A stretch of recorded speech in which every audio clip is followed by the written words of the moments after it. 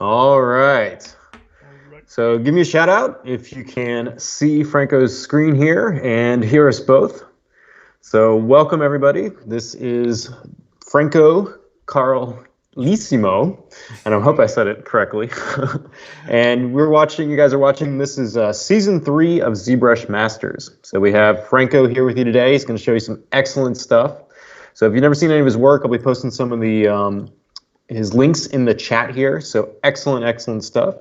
Franco's out of Barcelona, Spain, and he's been doing freelance for over 10 years now. Is that correct? Yeah, it's correct.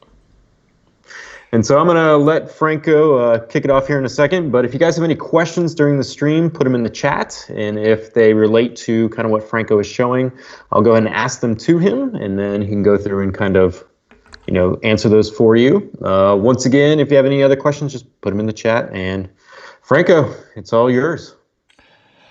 Oh my God. Thank you, Joseph. First of all, I want to thank you guys, all the Pixologic team, for inviting me to do this. Like, I've been using ZBrush for a long time, and it's truly an honor to be a guest here.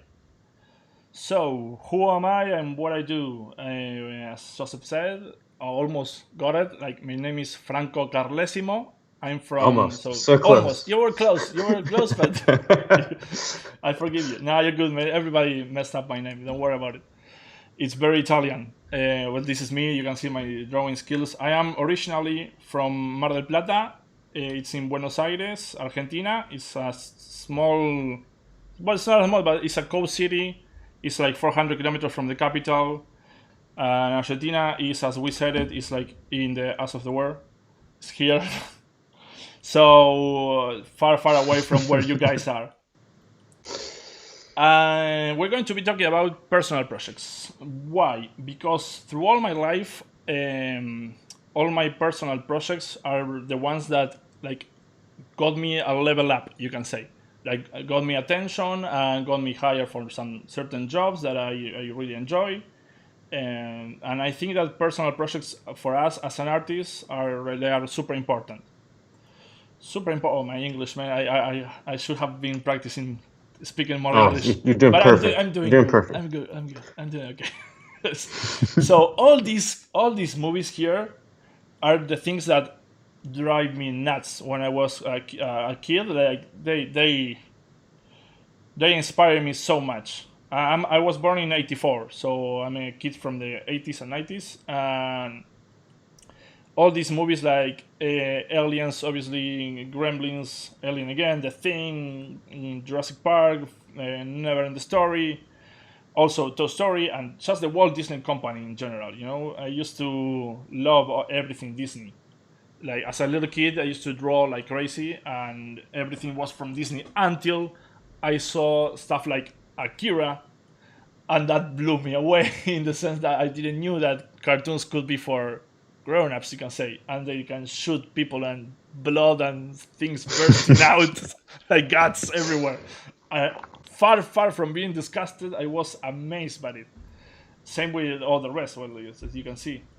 And this has a special place. I'm going to talk about that. And these are some of the artists that I used to follow as a young kid because I wanted to be an illustrator, more like a sculptor, at least in my younger years. So this is Chichoni. This is like he's an illustrator from Argentina. It's super cool what he does. I mean, there have been a few statues made out of him, of his work. Not him, I don't know. Then we have Frasera, we have Giger, we have Luis Rojo. This guy is from Spain, and we have Simon Beasley. This is just like a tiny fraction of all the artists that I used to follow. I still do. And this here, I don't know if anybody knows about this. Do you know about this, Joseph? This TV show, Movie Master? I did, yeah. Well, this show like made me realize that you can do money doing this stuff. Like people actually work and to create these creatures and these illustrations or whatever. This is a show. I think it was produced by Steven Spielberg, and it was all behind the scenes about a lot of these movies. And the crazy thing is that when I saw this and you combine it with Jurassic Park and actually Toy Story as well, I realized that Jurassic Park is made with animatronics, mass clay sculptures, stuff like that, and also CG that was coming out, and that was like, okay, yeah, all this industry is far, far away. Let's go back. I'm here. Remember, I'm here. You guys, everything is going on here. So I'm like, okay, everybody there speaks English, so I need to learn English, and but these are being done with computers. We have computers here in Argentina. That was my mindset. So I can learn to do this and figure out eventually a way to work doing critters, animation, wherever. So you can see here there are like some of the illustrations I used to do as a kid. Yeah. What can I tell you guys? My mind is not in the right place. It is what it is. You can see some cute things here, but this I used to do because I needed to find jobs. So I was like, okay, let's do something more like appealing for the people. But yeah, it's all like, yeah, don't don't ask where it came from. But it's all about critters and stuff like that. And this is why I remark the personal job stuff, the personal work. This is an illustration that I did. I was living in. I was visiting my sister in Miami when I was around 21. And he had a neighbor. She had a neighbor in English. She had a neighbor. His name was Wilber Mejia, and I remember that name because he was about to have a daughter with his wife, his wife, and I don't know. We were talking, and we were talking about. I was showing him my drawings and stuff like that, and I was, I'm going to, draw something for you because I was visiting there. I didn't have much to do sometimes. My sister went to work and stuff like that. So I started doing this, and I give it to him as a gift. And that, kind of like make a relationship with him. And he was the one that introduced me to this masterpiece, to ZBrush. He was like, oh, dude, you like to draw and paint? There is this software that my company is testing. Let me see if I can get a copy for you, wherever. So he gave me a copy. I had a really crappy notebook. And it was version 3, 3.1, something like that. But I was, again, like blown away by what you could do with ZBrush. Like the fact that, because I had dabbled a little bit with the 3ds Max and stuff like that. And although I like it, it was extremely hard for me because it was all, poly, vertex, nerves, and stuff like that. So I did a few things, but never, I didn't feel like it was the way to go because it didn't feel artistic at all. It would only feel like too technical. So when I tested this, I was, this is like playing with clay. Like it's super artistic the way you can approach anything. So this is, again, I mean, I got to ZBrush. Eventually, obviously, I would have got to ZBrush because now it's everywhere. But this personal job got me to this. Always then doing ZBrush. Then I started, playing with stuff, doing stuff like this, and going nuts. Again, with kind of like the illustration stuff. This is like over 10 years old.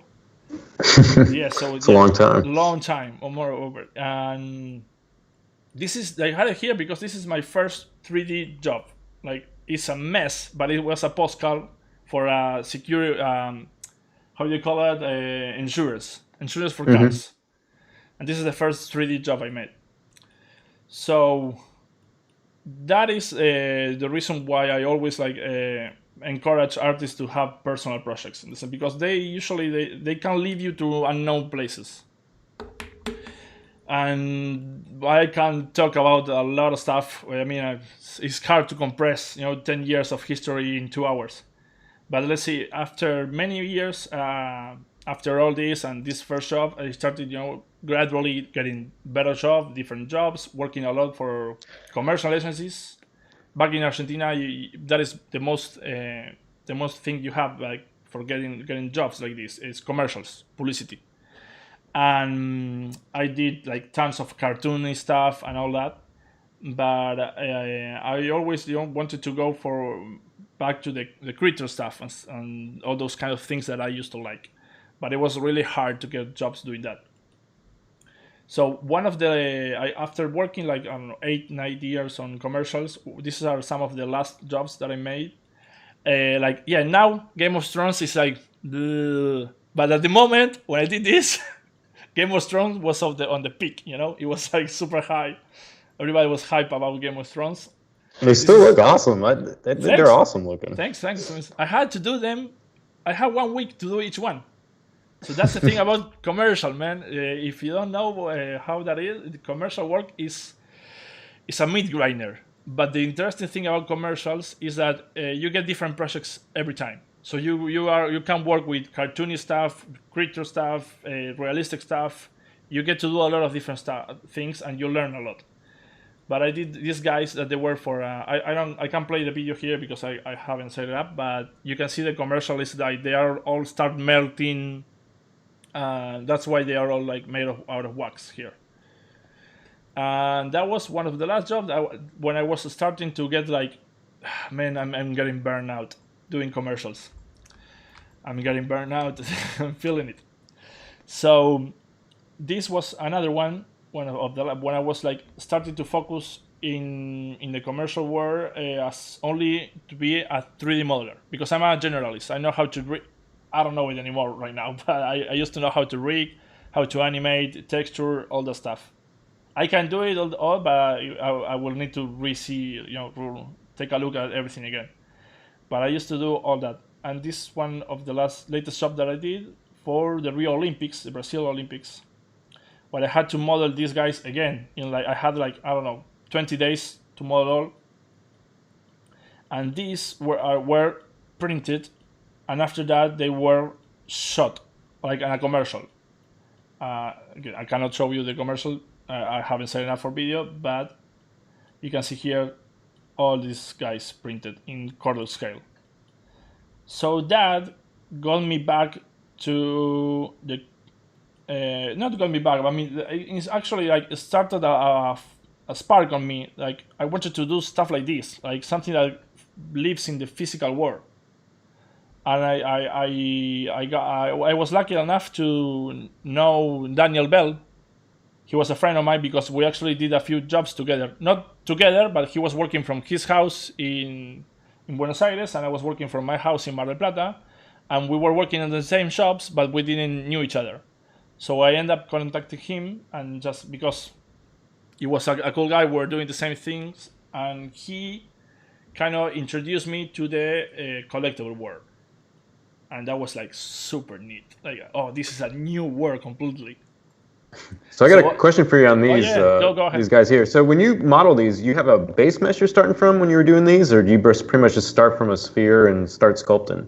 Now all these, because I had so little time, I started from base meshes. But I mean, the faces had to be different and stuff like that. But the thing is that they were like super generic people, so I didn't have to follow any likeness and stuff like that. And again, I didn't have much time, so I had to go fast. So I have like a base mesh, but it's pretty base. Like it doesn't have like too much going on. And all the cloth was done in Marvelous. But yeah, it was super fast.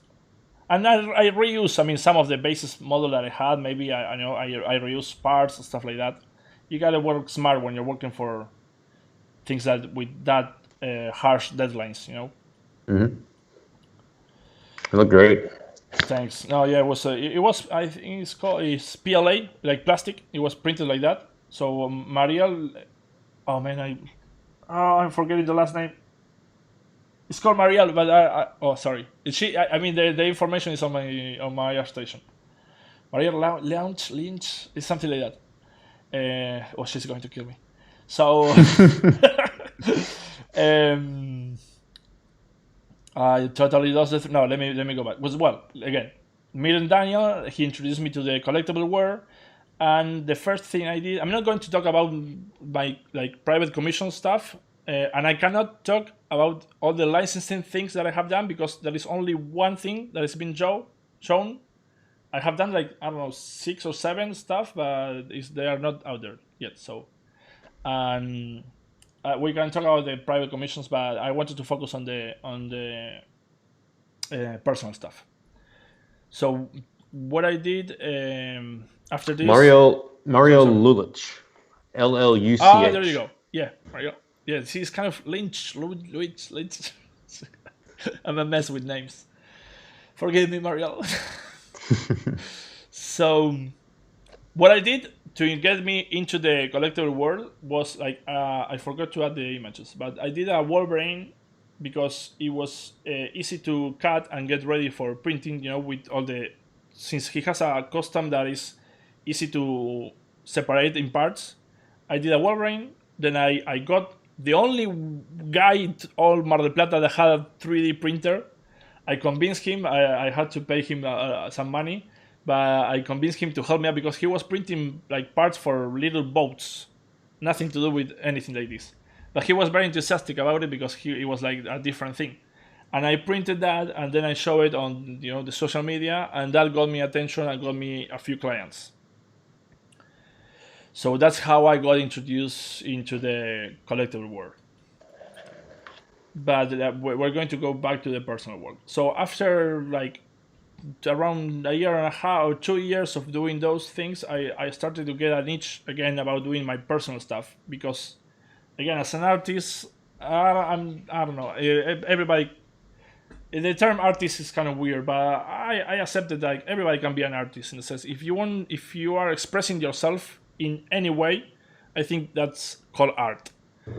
So we got something rolling. Watch out, Joseph. What? Yeah, I'm watching it. Yeah, don't go too close, man. So well, I was getting an itch, and I wanted to do critters again, like for a lot. So I was like, I love superheroes. I've always been a fan of them, but I want to get back to something that I really feel important to me. So I started like a self challenge. I was like, okay, I'm going to do a critter a month, and this is the first guy that I did. And all this personal work, usually they are attached to me in the sense like they represent something to me, like emotionally or stuff like that. So this was the first one. It was the general. I'm really bad with names. I'm really really bad naming stuff. Like this is just like called Alien Journal. So it's super general. But this was the first guy, and I did it and posted, and I got quite a good response from people like, "Oh, this is nice. I mean, I like what you're doing, the style." And actually, somebody compared this like to kind of like Lovecraft style. I was like, "Oh man, I read Lovecraft many years ago, but only one story." And they were telling me that, "Oh, you should read Lovecraft because it has a lot to do with this style." So that got me really interested in Lovecraft, and I've been reading like all his work for the past year, and it's really cool. I really like Lovecraft literature. That's a tangent. Like, then the second one that I did was this one, and this one has a deeper and longer story in the sense because this one I was doing it.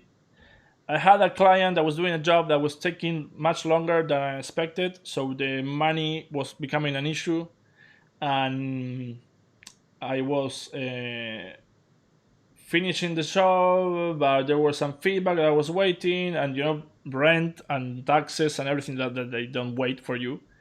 So I was kind of frustrated, and I was doing my best to finish that job, but at the same time, I was doing this self challenge of doing a creature a month. So what I did was I apply all that feeling, all those feelings that I had to this creature, like because I was feeling like as an independent artist, as a freelance, you are always like feeling like you are chasing the next job, you are chasing for the scraps. Sometimes you're never like fully sure of where your next paycheck is going to come. And for some reason, and I felt like I was like going like not hungry, like family, like going hungry. Like it was like the jobs weren't coming like as regular as they should be, stuff like that. It's kind of hard to explain it in English. It's not the same in Spanish. But this is a creature that came out of all those feelings and emotions. So this guy got a lot of attention. and that was like super cool, like super inspiring, or not inspiring, like motivational, Motivated. motivated. Yeah, you can say that. So I end up like seeing that everybody was so interested in the character that I was like, oh man, this is a good opportunity to produce my own creature and see how it goes. Because something that I like to do is like just go out there and try stuff. Well, I'm actually not going anywhere. I'm sitting here, but through the internet, you know. So I end up like figuring out how to produce it, and what I did is I contact this factory called Ownage, that is like the most popular between collectors and production stuff. And the way I contact them, actually their contact email is on their Instagram, so it's fully public. You can get it from there. It's Ownage dash underscore, no, not dash, sorry, Ownage underscore industries. I think that's the Instagram, and they have their email there for you if you want to contact them. So what I did, I'm going to tell you about like producing your own stuff. Let me get some liquids first. And Joseph, if you have something to add to this, you're more than welcome. Oh, I'm getting your links and putting them in. Don't worry, you can do that later. So this is what I did. I set up a Facebook group. Like I did a post. I asked in my like personal Facebook group. I asked anybody that's interested in this creature as a resin kit, DM me, contact me. I'm going to add you to a private group. And I did that because it was easier for me to handle all the people in the group. Like if I have them in one group, every time I do a post or I post any information about what's going on with the project, they will all get updated at the same time. I didn't want to set up a page and stuff like that because it was just too complicated for this one little project. So I set up a Facebook group. I added all the people that were interested. I let me show you. Let's go with the creature. Wait, pure ref here. Whoop. Here we go, and then now it's this one, I think. Yeah, there we go. 1 second. Yeah. So after I did that, I got this guy and did all the keying myself. Learned how to do them like by practicing. And now these days, I think I did it. I got the booleans by this time. With the booleans, it's super easy to do keying. I'm not going to show it right now because there are a lot of guys like showing all this keying. In fact, I think Daniel Bell has done a few. You have Steve Lore coming. I'm sure he might show something that if he doesn't, sorry, Steve. But I'm sure there are other guys showing how to do keys. I can show it, but it's going to take time and not the best at it. But after doing all the keys, I send it to Ownage all decimated and like ready to print, you can say, to get a quote. They still did some work on it because I'm sure they hollow it out, and here I didn't hollow it out. I'm going to show you that part, how I hollow stuff, but this one is not hollow. So I send it to them. Let me get back on my head. I'm sorry. I sent it to them, and they got me a quote of how much was going to be the printing and the production. I asked them, I don't know, I think for 50 kits. So they give me a quote. I set up my price on the Facebook group. Ask people, like, if you are on this, send me I think it was like $100 deposit, non-refundable, because people how they are. I mean, they might get cold feet or stuff like that, and that can get you in trouble. Like if suddenly you don't have the money to pay the factory. But regardless, I mean, if you're going to do something like that, you have to have money in savings. You cannot do all this project just with your client's money. That is not going to work. I don't recommend it at all, because if some of them back off, you're not going to have the money to pay the factory. So once I got all the clients, like I think I got 27, like confirmed. I confirmed the factory how many I wanted to do, and I paid them half of the. You have to pay them half of the production upfront. For all the factories, they ask for half of the production upfront. once that was done, they started doing the production. That process can take, guys, from 6 months to a year. Like it depends of how many you're going to do, but that is like what you should be expecting. Like 6 months must be like the minimum time, unless you are doing like, I don't know, 15, 20 as much as my god, you understand me.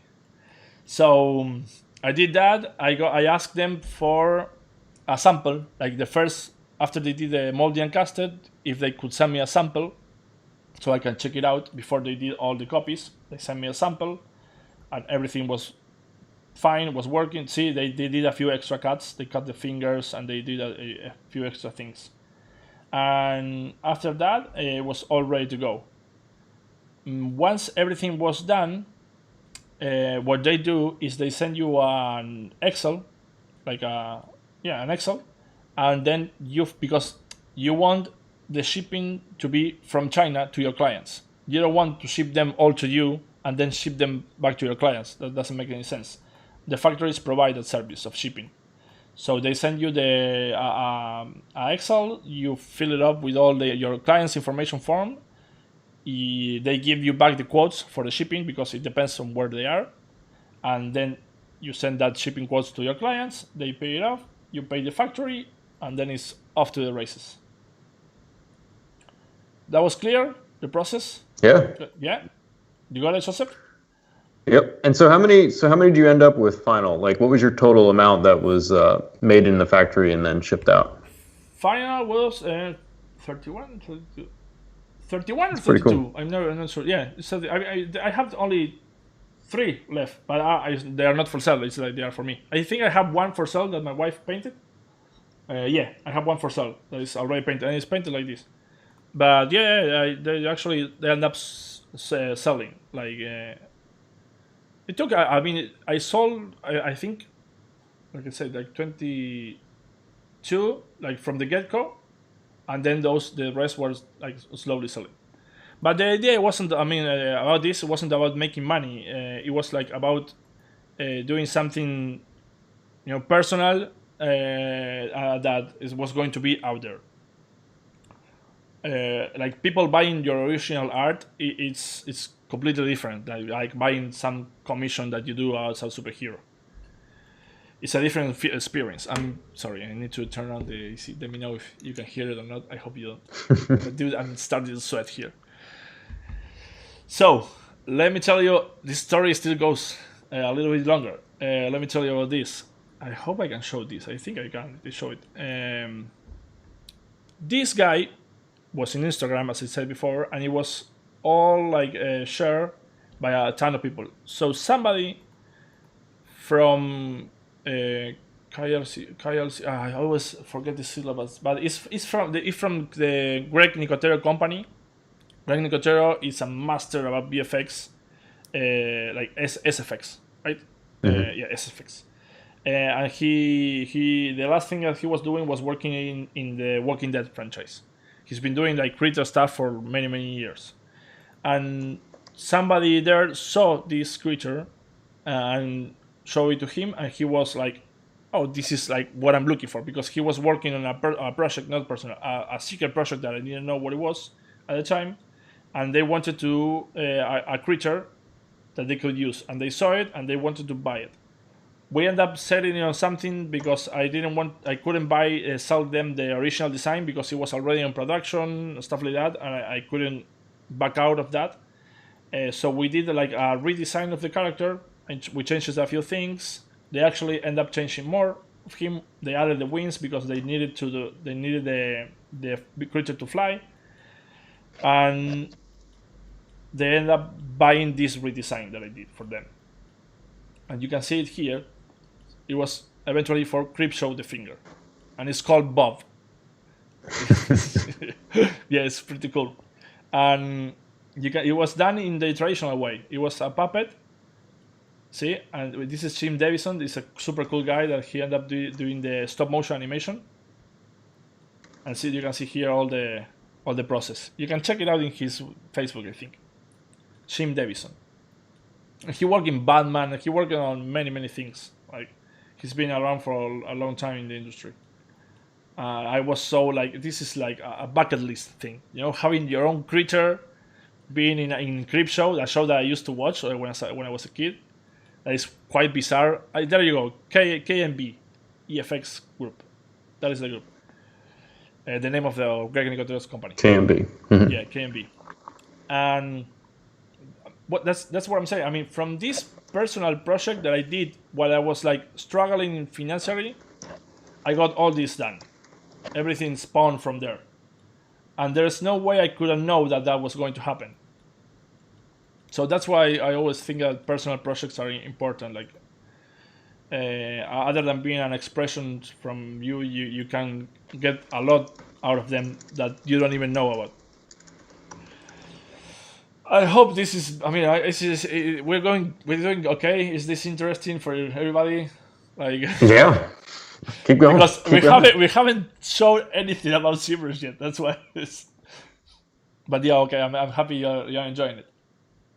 So I still was on the 1 month creator stuff. So this is the next one that came out of that, and this one was a little bit controversial, in a sense, because what's going on in this, what is not what's going on actually, is mostly what is going to happen that got people freak out. But I did this after all that, like, after I watched a lions documentary about how lions behave in the wild, and if they get into a new, how do you say manada? How do you call it? Come on. When you have a bunch of females, and there is a lion there, and then this one new lion comes and takes his place. Hierarchy, herd. Herd. Yeah, when a lion comes to a new herd, if they defeat the big lion, they kill all the babies, because he doesn't want any remain of the previous lion there. And I don't know, there was something so cruel about that, and it was like, yeah, but we do. I mean, we do the same to all those animals. We eat meat like crazy. We eat pork, chicken, eggs. So it was like feeling like a little bit like, what if things were reversed? How would we feel? And it was like, that was kind of out of that. I'm other things, but I am not quite sure right now. I don't remember exactly. This one I do. This one I do remember exactly. This one is called thyroid child, and there is a gland that is called the thyroid gland, and it's like here under your it's here in the neck. I don't know where, under your sternum, a little bit above your sternum here, under the along the near Adam's apple. Yeah, near the Adam's apple. Yeah, there we go. It's like here, but I don't have it anymore. I had when I was 21, 21. I got that got all inflamed here, and I went to the doctor, and it was like, okay, this is super bad. Probably like a big tumor. It is a big tumor, so we're going to have to check it out. And they checked it out, and it was like a cancer, right, straight away, like a big cancer, like ball here. So after many tests, they end up doing the operation, and they took it away. So by result, it turns out that the thyroid thyroid gland, that is something that I wasn't aware of that at all. Turns out that it regulates your like states, your animal. God damn it, I'm missing all the words today. About your sleep, the way you behave, the way you feel, it regulates a lot of stuff in your body. So after the operation, to get the right amount of doses of medicine that I have to take every day, took some time. So I was feeling like I wasn't myself. I was feeling like or weird out. I lost weight because I couldn't eat anything with salt for a long time before the operation, after operation. So all my being was kind of a mess. And this dude, I did it because past the night I was 18, I went to the doctor because I have to do checks every 6 months or a year. I did a check with him, and he was like, "Dude, it's been over 10 years. I think you're fine. I mean, we're going to keep, with the pills and stuff like that, but I don't think there is any risk of the cancer coming back."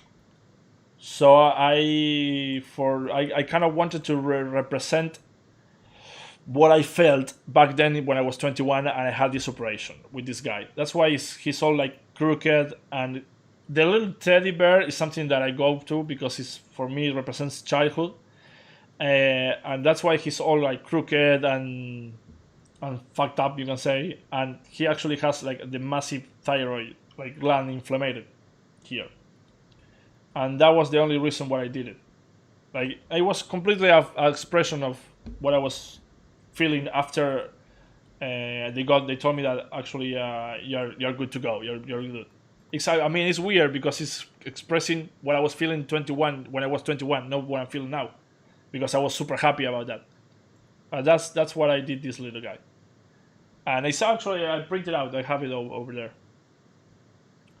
And that was that. Then this guy was kind of weird in a sense. We're going too deep now. This guy was because I was working a lot. I was feeling like, in terms of job wise and actually family wise and and moving out. One thing, I moved to Barcelona. Like, I've been living here for 3 years, and it's kind of weird, to move to a different country and not have friends here and stuff like that. So it takes you time to acclimate to a new place. And this guy I did because I was like, so job is going right, family is going super good. I mean, my wife and my daughter were super happy being here, but I still was feeling like, I don't know, like, not happy, but not unhappy. But I was like, that feeling when you don't feel like, I don't know, complete, stuff like that. And I was realizing that I don't know, maybe I kind of like go and go too deep on jobs and stuff like that, and I don't pay too much attention to my actual life, real life. So I did this just to remind me that you have to go out and live a little bit more, and that was why I did this guy. And all these guys end up being in the top row on ArtStation. My God, on Pixologic. sorry. But that's always that is actually is crazy. But for some reason, that is you kind of feel a lot of validation by that you guys created. I don't know if I think it's a good thing because it makes you strive for something, at least. I got a friend actually that I helped out not too many a few weeks ago. That his goal was to get into the top row, and he made it. So he was super happy about that, and that I feel like is good for people, like to strive for something. It's like it makes you like you're one step up. Up. I don't know. You are one step, closer to your goal. You can say. Then, well, we have this. That's the thing. I mean, we can talk about we can go on deep on a psychological, interview. Yeah, you seem to have. You put a lot. I like how much stuff you put in emotion. It all relates to like the thyroid and the emotion and all the other stuff. There's a lot of good stuff here. It's awesome. Thank you. Yeah, thank you. Yeah, I mean, all of this. That's why I wanted to take this opportunity to tell a little bit about that, to talk a little about that, because when you see you're scrolling on Instagram or that, all you see is just like, oh, this creature guy. This is a creature. That's it. And I kind of like when people like get their own interpretation of the artwork. That's why I don't tell a long story at all with all the stuff that I do. But I think it's also interesting, like for some people at least, to know the behind the why, the ideas why this is how it is, and it's not only, oh, this is just a creature that I was doing, I did it in I don't know, 2 hours, and that was done. There is some thought about that. That's why I call it like it's real personal work. It's not like sketching a creature and that's it. I don't know if that makes sense. I hope it does. No, it totally does. They all have something behind. That's the thing. Like for example, this is like, because this is like emotional. You can see like it goes. I got this. Then I was feeling like this. Then I was feeling a little bit. I don't know. Like this one is kind of complicated too. So we might skip it out. This one, it might be a little bit easier. Like, you know, that thing that in internet, in social media, I mean, you have to always like show your. Most of the people like to see you like on your best. You know, they want to see your edit version. Like you have to always be happy, put a happy face. You know, and that was kind of like that. Like, yeah, I'm putting a happy face at this moment, but I'm feeling like I'm rotten inside. I'm going through a rough patch, stuff like that. This one came out of that, and this was kind of an accident, but people thought that it was like, you know, the sexual parts, but it's actually like the belly, like all going like dripping, you can say. This one was like from that, like, yeah, be happy. That's how it was called. This one is Now, sorry. where do you render your works in after you have them sculpted? Oh, this is all 3ds Max. 3ds Max. Yeah, and I do a lot of, because people ask me a lot about that, and I've shown it before. Is I do a lot of composition, like color gradient. I think that is very important. People like glaze over that. They think that the render should come out like from the render the beauty and that's it. And that's never the case for me. I mean, since I was a 3D generalist, I used to do composition as well. So every time I get the render, I use V-Ray to get all the passes like specular, reflection, light selection that I do, diffuse map, ambient occlusion. I even select, you know, do some IDs. So to select, for example, I don't know, the teeth, you can select them individually and you can tweak the color after. And actually, the funny thing is I use After Effects to do all the color correction, color gradient. It's much easier for me than Photoshop. It's just a matter of like experience and been using it for some long time. Then, well, we have this one. This one comes from this is around the Corona time. Like, well, this is getting heavy. Like the Corona stuff is getting heavy. You know, this was a little bit simple. It's not much. It's not that deep, but it was something like that. This is like, again, I'm kind of feeling like I'm running out of ideas lately, but because everything is going fine for me, you can say. I mean, I'm working a lot and everything is, so I'm a little bit scared. Like something bad is going to happen soon. Like, this is just like, you know, this I got it here because just to show where I got the inspiration from. But this is like being in quarantine, you know, like a fully representation of that for a lot of people.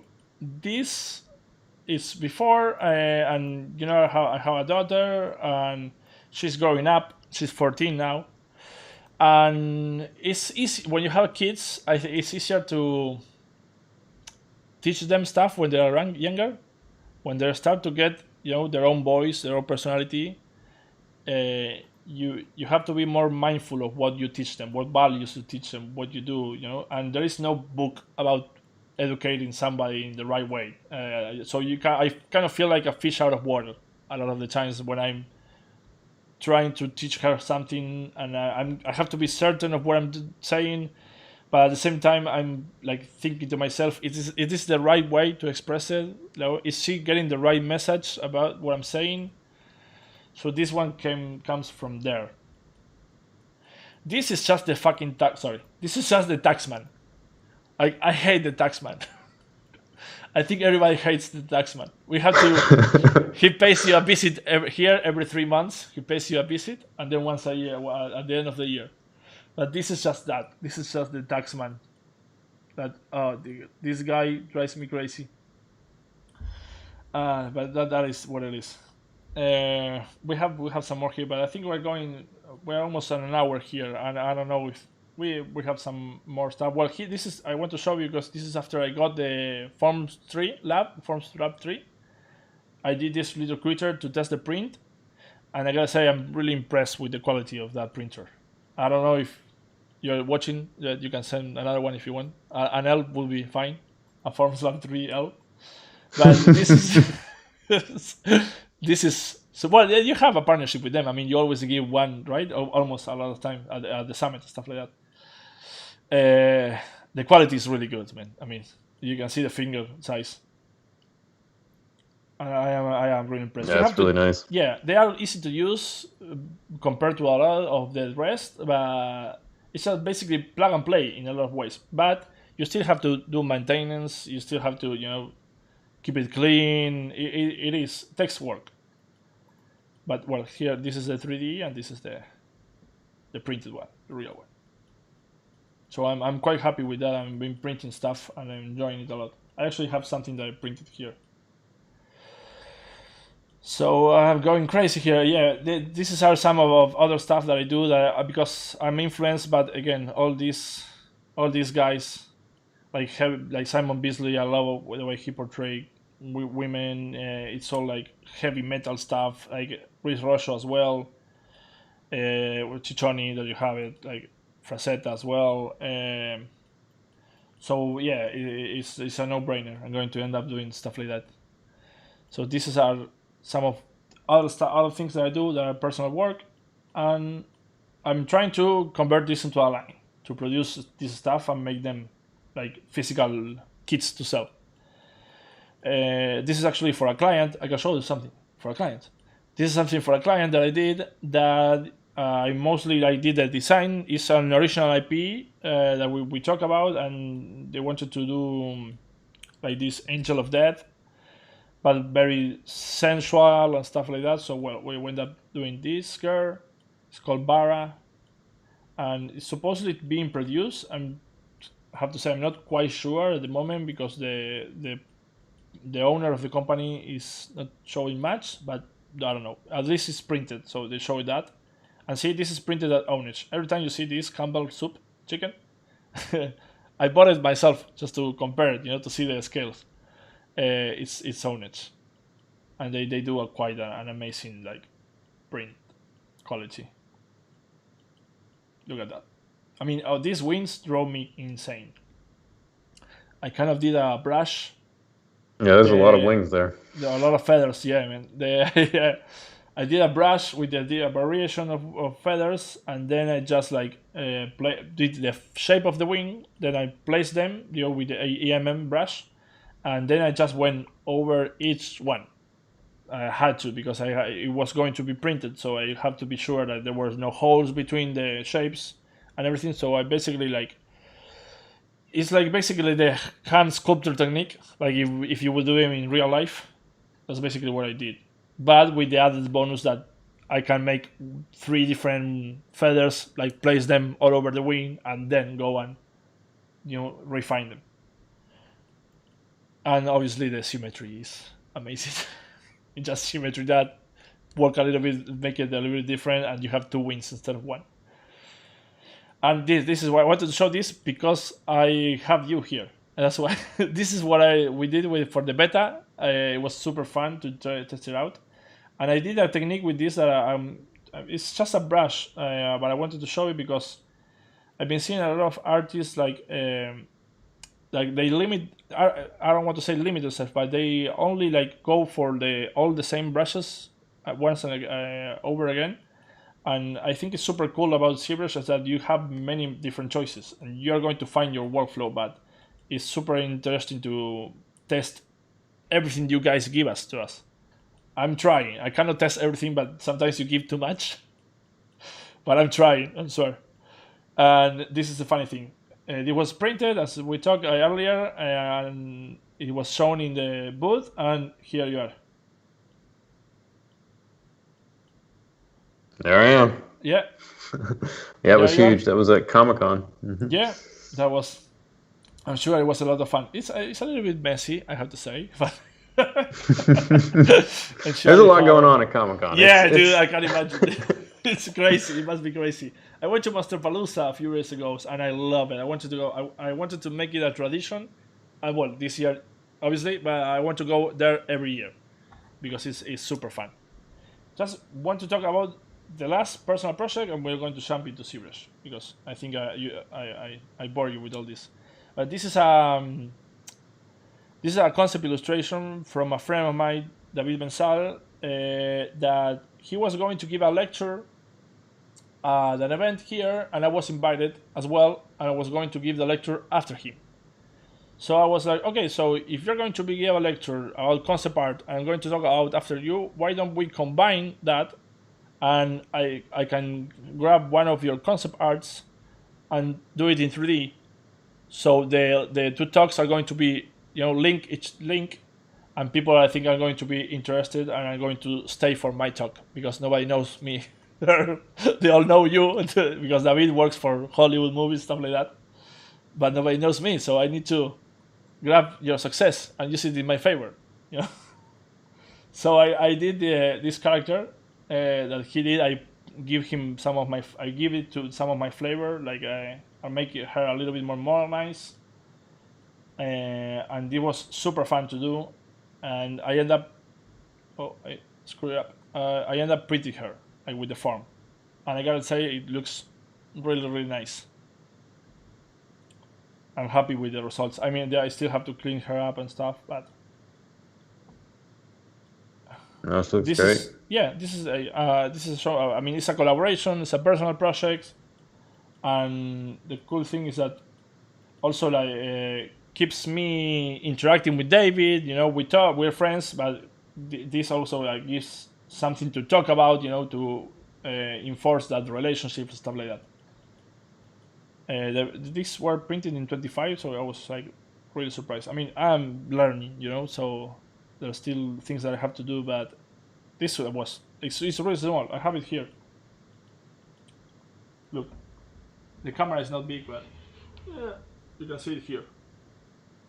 So it's quarter scale. Yeah, it's a big model. How long did it take you to print that one? Oh, it was fully, it was around, probably around 10 days, 10, 15 days. Because it's all segmented, in different parts. But that's about personal work, and it's been like an hour. So the only thing I can show you guys about professional work is this guy, because it's the only one that's been out. It's been shown by the company. This is from Legendary Beast Studios, and it's a big Thor, 1/3 scale. And the base was a lot of fun. Yeah, zoom back into the base there for the details on the front there. It's the Ragnarok. Yeah, you got a ton of little characters in there. That's crazy. Yeah. It was kind of like a long work, long job. And you got here and see. Well, at least I don't do the keys for my client. I usually don't do them. I mean, but at least you have to give them, with the separate parts, at least to make it easier for them. Like this is not key out, but it's all separated. Like it's super easy for them to do the keys how they want them to do. Because I actually think that if they are going to print it, I think that the people that is going to print it is the better, it's the right people to do the key, because they know a lot more than me. And this is, you can see it printed here. It looks insane. That's a big guy.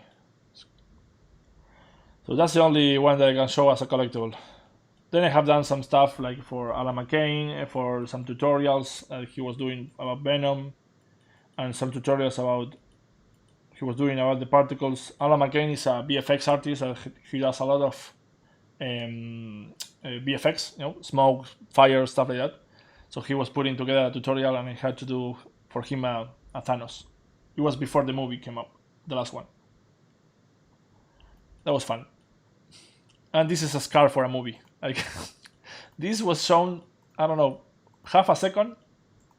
Like this is just the setup, and then they did all the texturing and stuff like that, right? But this was, and I'm on the credits. That's the funny thing. I'm on the credits as a 3D artist on the Grudge is the movie. No, I'm super happy about it. I'm on the credits of a major movie.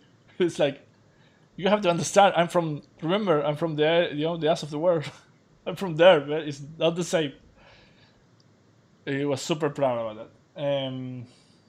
And this, well, about reference and ideas, this is like I take a lot of nature reference for my ideas. Like I go, sorry, yeah, don't be that you're going to see weird stuff.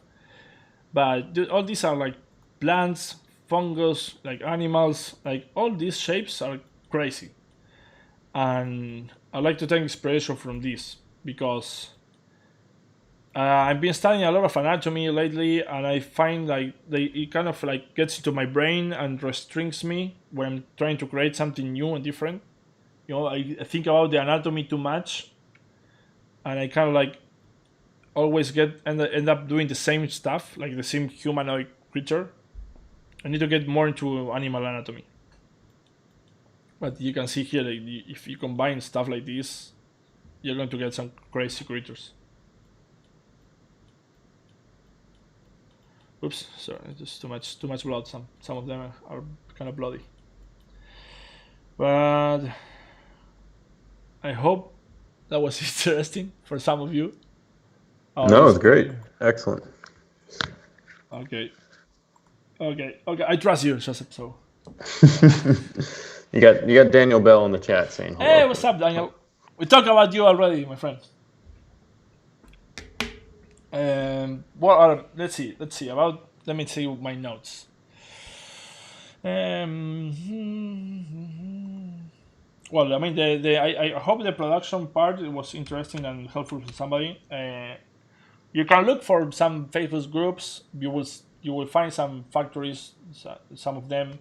If not, I mean, for example, I had the fortune that some of them, the factories directly like contacted me because they saw what I was doing, and they contacted me to know if I have something for them, for example, stuff like that. So I'm sure if you look for them, you will find factories like they can produce your stuff, and ask around. Somebody always knows something.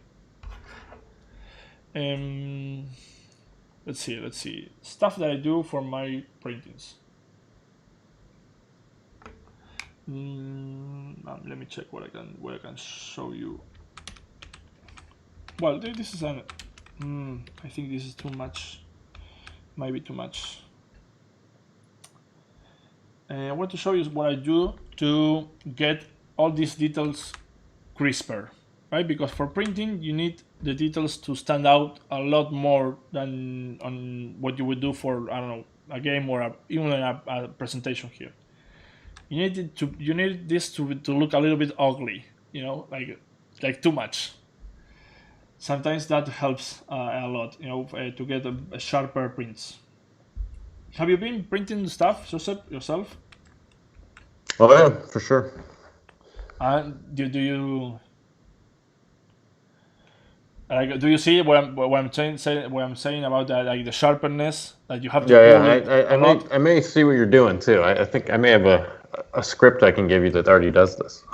Well, yeah, there is this script called Detail, but I find this one, right? Detail. No, I got another one. Oh, dude, you should have told me before. I'm doing this manually, like the old school. Wasted so much time. And this is. I'll see what you're doing, and then I'll let you know if it's what I had. Oh yeah, I'm sure it's probably something like that. I mean, I store, like, for example, I store the morph target here. I go to inflate. No, sorry, smooth. I'm what I'm saying. Smooth, and then just repeat to active to do the same. Repeat to active. You can see the difference. Smooth. Let me know if the resolution is good enough. This is how it was. Now this is smooth, but the good thing is that if you invert it, you get it sharper. You see? This is the original. This is sharper, and you can even duplicate this if you want it more. Like, this is a little bit over the top, but to show it right now. Then we can bake this, and you have to be careful about all that. But then you go and you can work around the parts that you don't want to change. This is something that I do quite a lot, like with all the models before sending to print, or even before doing the decimation master. Now send me that script, Joseph. Come on. Yeah, I got one for you. You got it. Okay. God damn it. All those long nights. All but this is what it's important, like to get something like, if you want to all this detail to appear, you gotta get it to here, right? If we switch out, see the difference. This is barely going to be at the print. If you get it like that, then this is going to definitely appear. And the thing is that even after, if you mold it and or even if after you prime it and then you paint it, you're adding layers to this, so this is all going to get softer and softer every time. So it's good to have stuff like that. What else? Well, you have implemented a few things that I haven't used yet, like for the printing stuff, like for the not getting the block. I need to check that. I haven't used it yet. Did you leave me, Joseph? No, I'm here. It's not the same, man. When you're with an audience and you can hear them, It's totally different. It's totally different. Because when Yep. you're with an audience and I don't know, they laugh or they boo you, whatever, at least you get a reaction, A response, yes, Yeah, a response. exactly. Well, this is something that I do and I like to do because sometimes for the keying, right? The keying, when you do the boolean, is going to do it exactly at the same point that the contact is. Digitally is perfect, but for the real print, when you print something with resin stuff, resin tends to expand and contract, depends on the weather. If it's hot, I think it expands. If it's cold, it contracts, stuff like that. So when you do the keying, you have to do it in a way that you have to leave, I don't know, like a hair of separation between the male and the female. And what I like to do to check that is okay. What's going on? Oh, I got this here. Sorry. I do like a boolean. The boolean. I do that. I have like a big square here, and I use this the boolean operation to check. It's moving a little bit slower than usual because of Skype, but it's working fine. And now here I can see internally, like the thickness. Well, come on.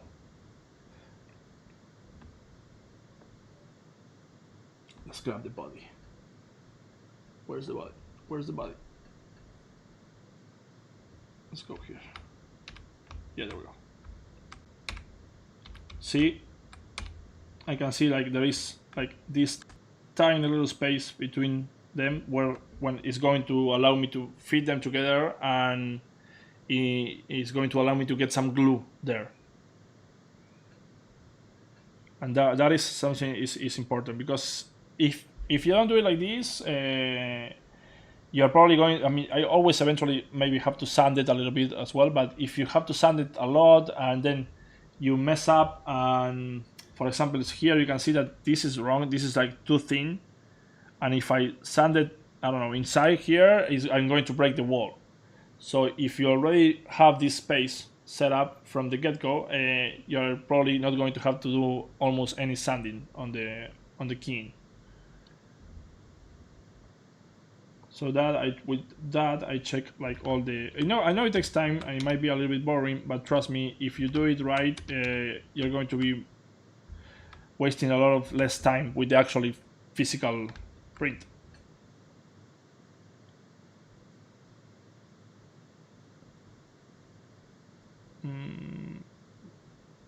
I got it here. I don't know if we can show it. Let me see.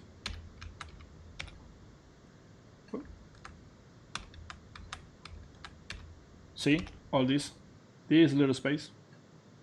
And what I do is, I mean, if I see that I need a little bit more space, I just work it out here, right? And I use a lot of the times. Well, if this key, what I can do is use the move. This one that I love that you guys added to the latest version. Oh, I need to select the right thing, but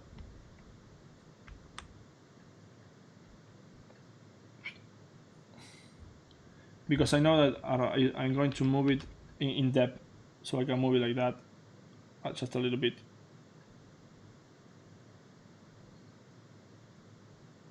And I will be like comfortable that this is going to allow me to get some glue in there. And the fun part is that if you reverse this, that you have it the other way around, and you can check it.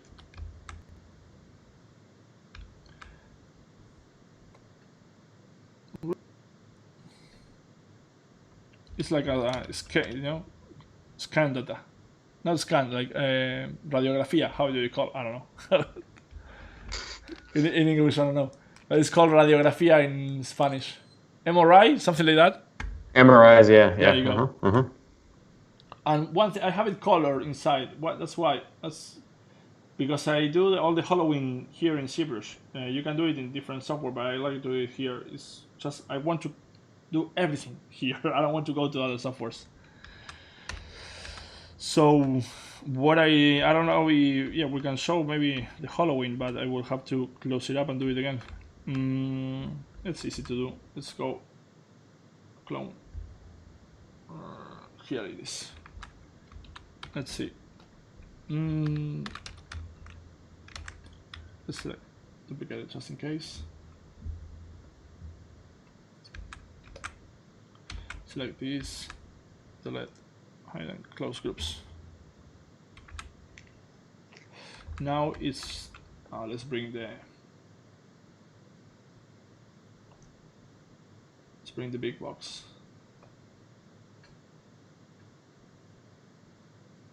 Where are you? Here. Now it's all like solid. Sorry, my brain is starting to. We've been talking for an hour, man. I don't usually do this. You still got like an hour left, too. Yeah, it's too much. You're killing me. No, we're good. We're good. I hope people like start asking questions and we can share something. Let me show you. I don't know. I mean, not you because you invented all this. Let me show the people like how I do the hollowing. It has, first of all, it has to be DynaMesh. So let's see if we. I mean, I'm afraid I'm going to crash it. So let's try it a little bit less and see if it works.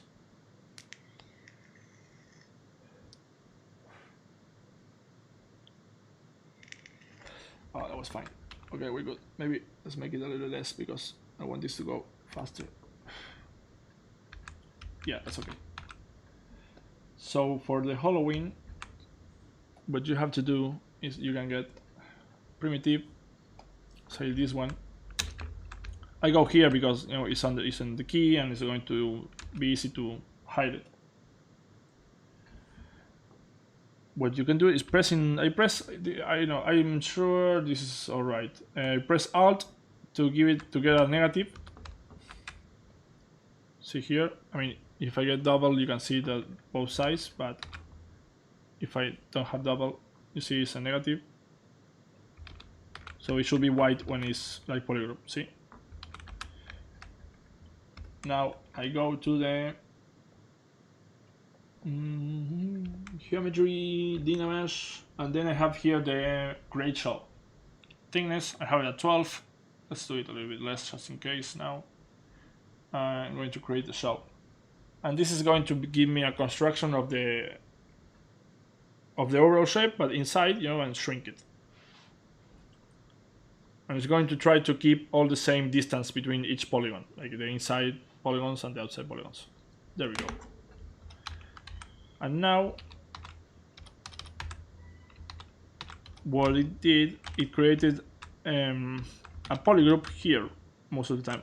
No, it didn't. So what I can do, since it was black and it gave me some color information, what I can do is polygrouping, color by color. Then I can select this. See, I can get it like separate. So I'll hide that one and then just outer group, and it's going to give me the two separate groups. And since I do this a lot and I want to be easy, I want it to be easy to get these groups separated from each other, I just paint this one a little bit outside. and then every time I do a DynaMesh or whatever, I can just like polygroup by color, and it's super easy to go back and select the inside parts. It was understandable? It was okay? I'm going to ask you every time. Keep going. Keep going. Yeah, I can't keep going, but I'm going to ask you every time because I'm not a teacher material. I gotta tell you, I'm being super nice and sweet right now because. Yeah. So the one thing with the you didn't get that other poly group established because your model had poly painting on it before you did the hollowing. So if you didn't have poly painting on it, then the poly grouping would have stayed. Yeah, but sometimes if you do, if you have the poly painting, you can work it around like that. So see, now it's all hollow and it's keeping all the same, like the same thickness around the shape. Yeah, and that's how I hollow all the models. And one important thing, you have to make 2 holes if you can on all the models, because it will create, if during the printing stage, if not, it will create like a vacuum, right? And it will probably a suction. Yeah, that's the thing. I will probably like end up staying flat to the surface of the printer, and it will screw up your print. And I had that happen to me 2 times because I didn't learn from my mistake. That's the one. That one doesn't mess around. When you start printing and you get that section, you're like, I'll be fine. No, it's not going to be fine. No, it's not. Yeah, and you can check it out with the Formlabs. It has something that lets you check where it could happen. Sometimes it might not happen, even if said it could happen, but it doesn't. I mean, don't take the risk. So that was one thing. Let me. What I'm going to talk about next? I don't know.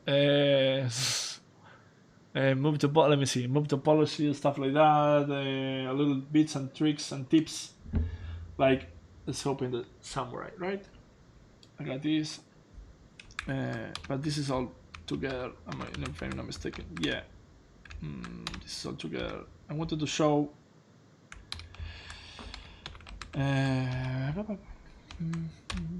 I'm going to keep making noises.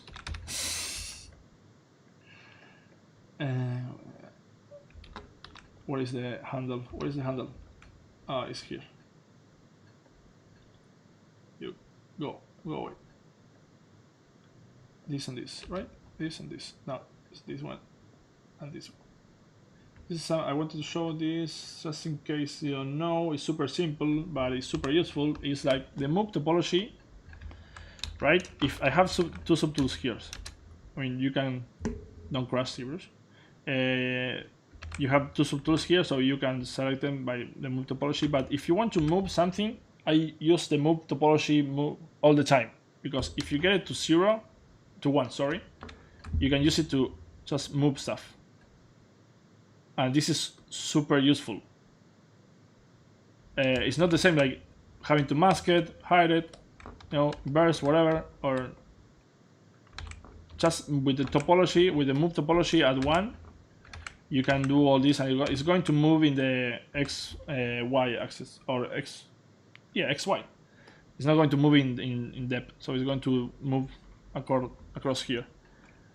But it's super useful. Imagine when you're doing teeth, and you have to adjust them or whatever, just with the move topology in 1, you can do it super fast.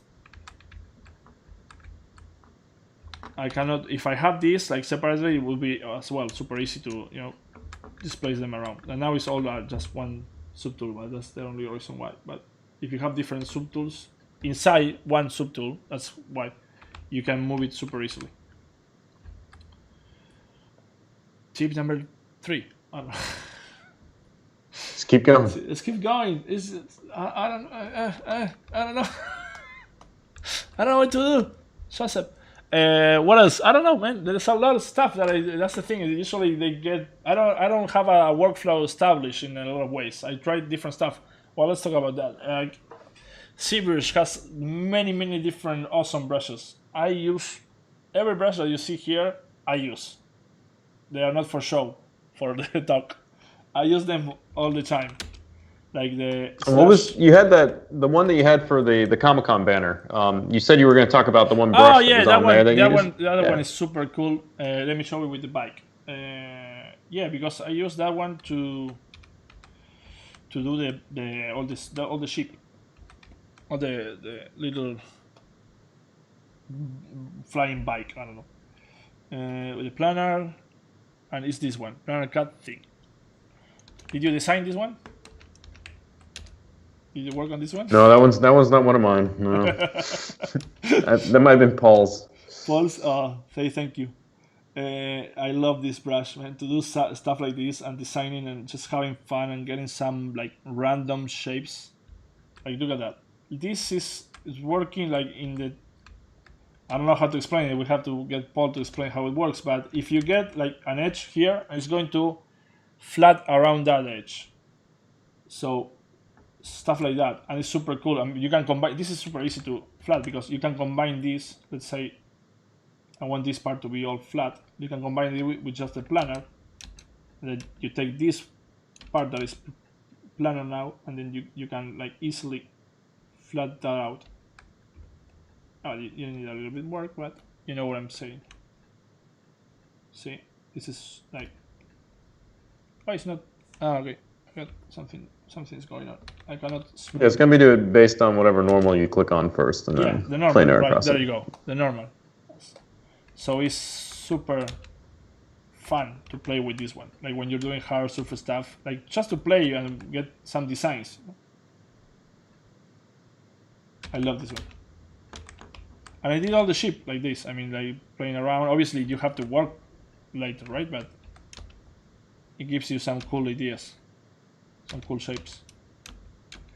And for some reason, I'm using it in the worst word right now. Was quite possible right now. It's not like, but yeah, it's you can see what I'm saying. And that was the you were using the planar cut thin brush, correct? Yep. That's what you're using. You can get it from brush, planar cut thin brush. There are a few here that I still don't understand. I've been trying to understand them. I still can't understand what they do. But that's the fun of this. At least I like to try different brushes all the time and see what they do because they can spawn ideas and different stuff. Different brushes that I use. Well, the slash 2 that is right up here that I'm pointing with my finger, but obviously you're not seeing my finger pointing the screen. It's right here. You got the slash 2, and this one is the one I use a lot for like all this creation, like all these like flaky things, like let's see, this intensity. I can like go because it gets, see the alpha is working like it's leveling one side up and one side down, and you get all this cool edge. And it's super useful. So I truly recommend that people like trying, well, that sounds so bad. That like trying different stuff all the time, the different brushes, all what you guys add to the software is always useful. I think you can find ways to use it for some project for sure. And we have this little like bicho bolita, we call it. I don't know how to call it in English. Like scales or yeah, whatever. Like I mean, carapace, the stuff that's on like insects and yeah, exactly. Like I love this brush. Like it makes like leveling, and that's pretty important for 3D printing as well, for physical stuff. Like having different levels. It adds a lot, you know, for the shadows to cast on something, even if there are little creases. It's much better to have something like this.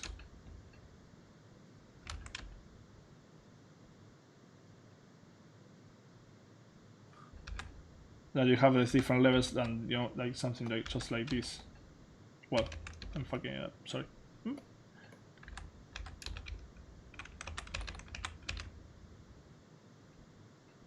There we go. It's not the same. You see what I mean?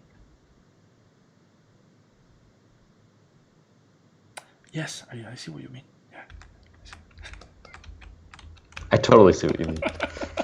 I'm checking out the brush names. Don't worry. Oh, you're talking to the audience. Okay. There is an audience. Okay, that's good to know. Stuff. Well, this, for example, this is the one I made, but it's basically a slash brush with a hard alpha and some tweaks. I made it years ago. I don't remember how I made it, but I can give it to you, no problem. Like, this is basically the standard, damn standard, but it's sharper and harder. I don't know if you can tell the difference, but there are some times where the damn standard kind of like breaks from the surface or follow the normal. So how you, and this works more like the clay that doesn't care about the surface at all, just goes kind of like what the slash does. But you got this brush on your ArtStation? No, I haven't. I posted one time in Facebook, but I don't know where it is. So I can, after this, I can send it to you, and I can send you a few brushes that I made, and you can share it with everybody. I can share it with everybody. I just totally forgot. Yeah, if you could just throw them on your Instagram or your ArtStation, that'd probably be the best way to do it. Yeah. I would do that. Then one thing I was saving the brush, but I forgot to save it. I was doing a brush and I forgot to save it. Is one thing that I like a lot that I do is this. I did many different iterations of this spike, but I use it a lot with the clay buildup. And one thing, and here is all my UI. I know it's super personal. I got the roll distance that it's super useful, because if you have it like, let's say on 1, by default you're going to see like the shading a little bit. If you take that to, I don't know, 2, 3, 4, whatever, it's going to be smoother.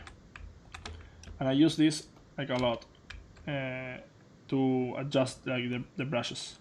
And this is another thing, like you can go and adjust the embed the depth, and see it's working. It's going under the stroke that I already made, so it's super useful. If you go up, they're saying the audience is saying this is the Franco standard. Kind of, yeah, I think so. See, I use this one a lot. I changed this and I use it a lot because it's super useful for the creatures that I like to create. And I can share that alpha. I can make a brush and then share it with you. What else?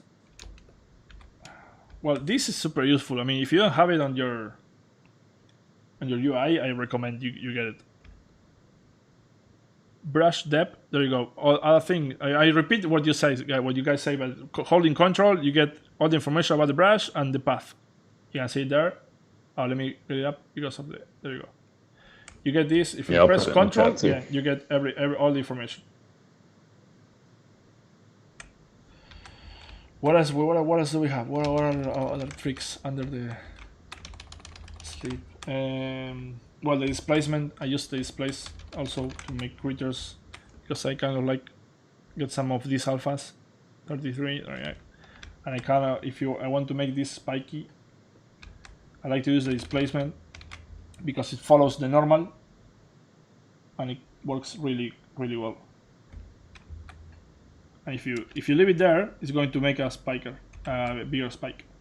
So it kind of gives you that randomness. You know, if you stay there, you move a little bit faster, you move a little slower, it's going to change.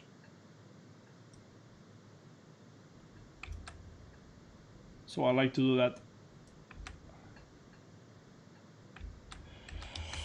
with some of the critters. This one is from Dam. I don't know if it's the same guy that did Dam Standard.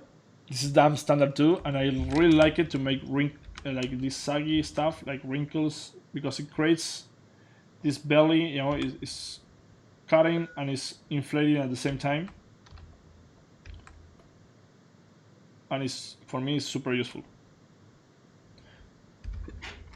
I'm super repeating all the words I'm saying. What else? Let me see. Well, the smooth. It's something that I also do use different ones. Like I know you always go with smooth stronger because I know you, Joseph. But there's the directional, for example, is super. Oh, come on, stop saying super. It's interesting because if you see here, for some reason, nothing is smoothing. What's going on with the smooth brush? Let me see. Smooth regular. Yeah, I'm not smoothing. You got a mask? No, I got no You mask. got your Don't intensity worry. down? There must be something. No, it's there. See? Let me check. Let's go smooth something else. It might be the file. You can try resetting the brushes too. No, yeah, let's reset.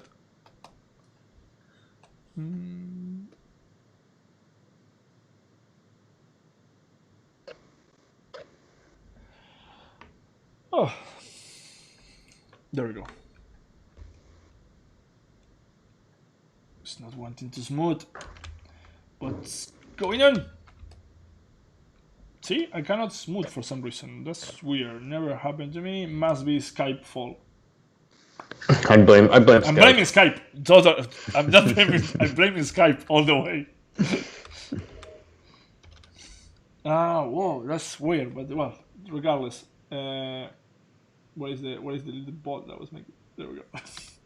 Well, the good thing about the different smooths, you have to test them out, is when you're using the smooth directional, it's going to depend on the way your direction goes, basically. So it's going to smooth stuff, but it's going to keep a lot of more of the shapes. You know, if you want to, I cannot. It's crazy, but I can sculpt, no problem. But I cannot smooth. Let me see if there is something. If I can get the smooth on my. No, I cannot get. Don't worry. That's the thing. If you go, let's say you go like this, it's going to smooth this, but it's going to keep a lot of that line. If you go like that, you can see the arrows, right? Yeah. If you go like that, it's going to get rid of the line completely. A difference from the smooth regular, just if you go over this, it's going to kill all the shapes. But using the smooth directional is really useful for some tiny details sometimes that you make that you want to retain the overall shape. Now, for your some questions for you too. For your like say armor and stuff on some of your characters' costumes, do you do this? You hand sculpt them all? Do you build like external objects and kind of inset them into the surface? What's usually workflow for that? Like if you're making like armor. Like what kind of like metal armor, stuff like that? No, it's all, yeah, like metal Struck. armor. Like, yeah, no, it's all here in ZBrush. It's all like C modeler or Struck. I use the Struck a lot. Like this is beautiful. Creating a shape super easy. Remember to use the local symmetry, and yeah, for armor I do like this all the time. Well, this is another like small tip. Maybe using the gizmo. If you hold Control, you drag it, you're going to like clip it one side, or you go the other side. See, you clip the shapes, so that is super easy, you know, to give it form. That is holding Control. It's going to clip. See, and I had another one. Which one was it? I lost it. Gizmo tip. That's the gizmo tip. Well, this is like. Well, this is something that I use all the time, but I have all my brushes here, right? But I love to, if there is something I'm doing and I don't know, I need the layer brush a lot, I just can, if you click it from here, it's going to change the brush. It's going to keep it there. So that's much faster. That, you know, going menu or opening, you can just get it here. And the layer brush is something that actually I use quite sometimes, because if you keep the morph, you can do this, and it's always going to, you know, keep the level. If you change the size, that is when it's going to change. But I kind of like that. I'm hot. I need to turn on the AC again. Oh, dude, yeah, the summer is crazy. I'm much more a winter guy. Let me see. See all these? No, it is not. All the new brushes that you have added, I just haven't got the chance to test them. I need to. I just haven't had the time. For hair, I just did my hairbrush. Basic hair.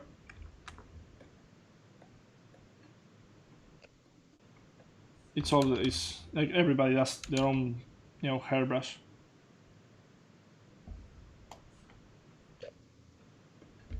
This is I think it's kind of basic stuff. Clipping brush. Where am I? There you go. Just the curve, right? The stroke. Curve modify. Function pull off. It just like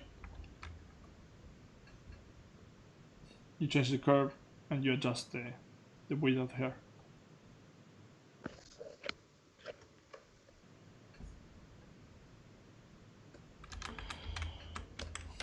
That is, I don't know, a hairbrush that I made some time ago.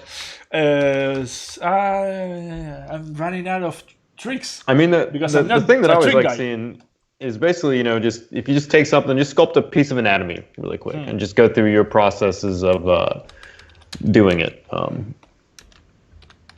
man. Okay.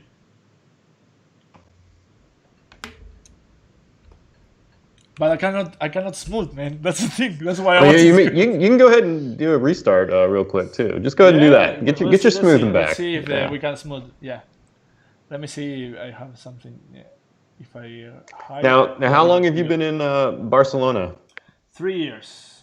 3 years. Here 3 years, and it's been great. A little bit crazy, but great. Because when I arrived here, there was a terrorist attack. Then they started independence, trying to get independence from Spain, and everything went a little bit nuts. But for me, I've been doing fine. I mean, I'm good. My daughter is doing fine. My wife is doing fine. So we're going good. I have made a few friends here. But it's interesting. I mean, I wanted to live somewhere else, try something different. And my wife knew this place. She used to live here in Spain and in Barcelona in particular, and she always loved it.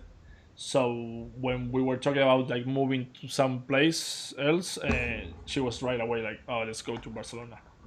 And I was like, "Oh, okay." So let's try something different. And we just like in 6 months, I worked like crazy, saved a lot, as much money as I could, sold the car, sold everything, and just moved here with my PC. Like basically moved the office. And just like plug it in and keep working. Yeah. And I was like suddenly in Barcelona. So I recommend. Well, that's the important thing that we didn't actually talk about that, but I really recommend all the art because we are like digital artists and we spend a lot of time here in the PC, computer, Mac, whatever you got, and I think like life experience is what gives you your own voice, and that is important if you want to become an artist. I that's what I think. Like all the things that I have lived through my life, like the super easy example is the thyroid child, right? The thing that I have with the thyroid, with the cancer and stuff like that, influence who I am today, what I do, how I express myself. So having the experience in real life, and going out there, it's super important. You cannot be super creative if you stay at home all day and just watch ArtStation and Netflix. It's only my opinion. Please don't get mad. Don't just go outside, live your life. No, it's true. It's true. It gives you different perspectives too. Like you were saying, you pull a lot of your stuff and inspiration from things in nature, and it's all that stuff's intertwined. Completely. Yeah. Now I got my smooth back. Well, I don't know what do we what are we doing here? We're doing a torso, a body, a creature. Let's see. You've got something with feathers is one option. No way. Something with ribs. You want feathers? No, come on, man. You're torturing me. Let's see. And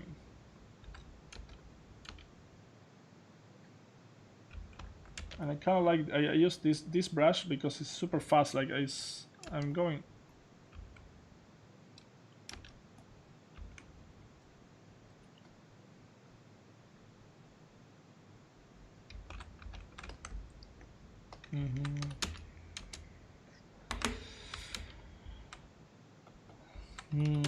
You want me? So should I be talking at the same time? You want me? It's up to you. You can talk. Sure. I have nothing else to give you. I just gave you all. Oh, okay. Well, how about I gave you all. Talk through what you're looking at when you're sculpting stuff. Like, what are you doing right now in terms of what are you looking for when you're going across and designing right now? Oh, that's the thing. Yeah, I'm not.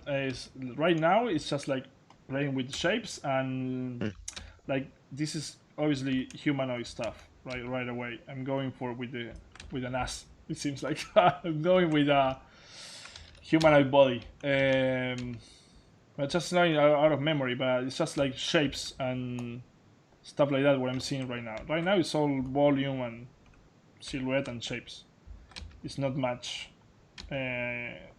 Because I'm sculpting on demand here, I got no idea what I'm doing. I'm just like playing around with the clay. There are a few time lapses that I have in my YouTube channel. It's super modest. I just did the YouTube channel to practice for this. Obviously, it failed, but but it was super fun. Like I've been hanging out with friends and just streaming and just talking about life. Like I'm not teaching anything at all. Like only talking about stuff, and it was super fun to do it. But I did a few time lapse of stuff that I have done, and I love them. So you can see maybe the process there. Actually, the whole process of the Japanese girl is there. It's not much because it's super sped up, but it is there. You might get some interesting techniques from there. But that's one thing about being a freelancer and working by yourself. Like because I worked 1 year at a studio, and what I miss about that is the camaraderie. The sharing stuff with your friends, with your colleagues, sharing techniques. You'll learn faster when you're with somebody. That's for sure. All by yourself, with the violin, it's not the same. Now, do you use Sculptors Pro at all during this process too? Because I haven't. For some reason, I use it for like when I have to fix something and the model is decimated already. But I just got so used to the DynaMesh. I think I actually told you like my favorite tool is DynaMesh, in the sense that I can use it like clay. If I want to, I don't know, let's say I have to go here and I want to work on the face, then yeah, I can go here and just work on the face, and I'm going to get a lot more resolution, and we can work here. But as soon as I go, it's going to do this. So at this stage, I just keep it as DynaMesh because I know I'm going to keep DynaMeshing and DynaMeshing, to get some interesting shapes. Maybe when I get something locked down that I like, then I can go for the Sculptors Pro. But not now. I saw. Sorry. I'm bad with names. But you had someone that was doing like really cool faces at the masterclass. Sorry, I'm bad with names again. And she was using the Sculptors Pro. And she was Magdalena. Yeah, Magdalena. There you go. And she does beautiful faces and expressions. And yeah, I saw that. But no, I know you want me to use it. I can feel you. No, it's always I'm always interested in what artists use in ZBrush and what they, what processes they go through. Oh, I tried. There's no right way. No. Yeah, there's no right way. There's just a lot of ways. Yeah, that's the good thing. I try to like force myself to use different tools, but sometimes it's just like you have to have the time. You have to have the time to experiment and have fun with what you're doing. And sometimes it's just like when you're overworked and you were supposed to go on vacation, but a virus hits the world, the entire world. You have to stay home and work, and it's kind of stressful sometimes. I'm not complaining because we are all in this together. So when this sculpt here is finished, this is going to be the this is the time I streamed on ZBrush Masters Season 3 sculpt. It's so There's going to be some emotion brought into this. I can see it already. Oh yeah, sure. I'm feeling like I got nothing more to give you. See, it's all skinny. No, I have no idea what I'm doing. Just like throwing brushes. No, this is great. Because this is the stuff that it's how you work, right? And so this is the big thing. That's the thing as well. Like sometimes I start doing one thing, I end up being completely different. Like completely different. But the good thing is like sitting down and start doing something. If you just keep on your head and you're going, and just like thinking about ideas and designing and stuff like that, you might like be doing that for a long time, and then by the time you have to sit down and sculpt, you're already tired of the creature, the invention, the idea, whatever. So a lot of the times I just sit here and start doing stuff. Many times it doesn't go up to any place. It just ends up being a unfinished project, but sometimes ends up being like the hunter creature or the baby snatcher or the mom or whatever. So I do it because of those times, but you have to force yourself sometimes to work on your personal stuff, because I think it's super important. But I get when people like are tired, working all day on a video game stuff or whatever, and going back home and doing your personal stuff feels like a bargain. Bargain? No, that's not right. That's not the word. No, is the word a bargain? A struggle. Yeah, you can say it. Yeah. But it could be a bargain too if you're looking at it in the positive way. Well.